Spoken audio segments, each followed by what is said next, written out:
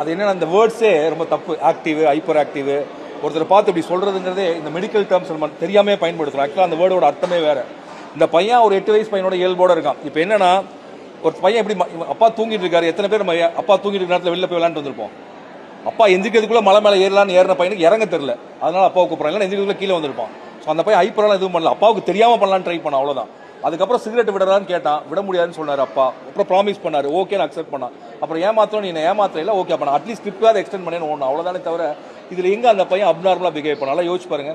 நம்ம இப்போ வீட்டில் அப்பாவுக்கு தெரியாமல் நீங்கள் பண்ணதே இல்லையா? சைக்கிள் எடுத்து வெளில போயிருப்போம், அப்பா பைக் எடுத்துட்டு போயிருப்பாரு. எத்தனை பேர் அப்பாவுக்கு தெரியாமல் பைக் எடுத்து போய் ரோட்டில் இடிச்சிருக்கோம்? அப்போ ஹைப்பர் ஆக்டிவா இந்த ஜென்ரேஷனில் எப்போது? நான் ஒரு செகண்ட் நான் பதில் சொல்லிட்டு இருக்கேன் உங்களுக்கு தான். நம்ம வந்து சார்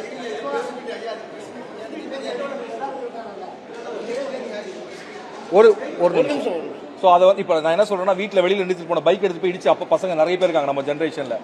அது பேர் ஹைப்பர் ஆக்டிவ் கிடையாது. அதுக்கு பேர் அப்பாவுக்கு தெரியாமல் அப்பா முழிக்கிறதுக்குள்ளே செஞ்செல்லாம் செய்கிற விஷயம் தானே தவிர அந்த மாதிரி டேர்ம்ஸை ஒரு குழந்தைகள் மேலே பயன்படுத்துறது வன்முறைன்னு நான் சொல்கிறேன். புரியுதா?